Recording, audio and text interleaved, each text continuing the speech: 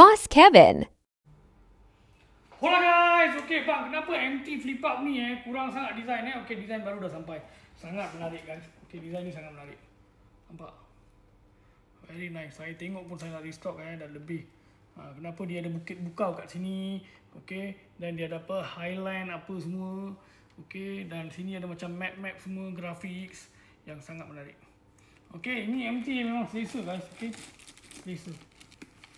Selesa, double visor, tajam, spoiler pun cun.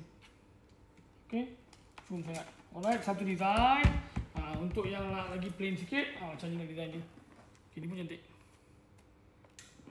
Okay, finishing cantik MT daripada Spain. Alright, dan nado grey untuk plain color. Okay, and biru.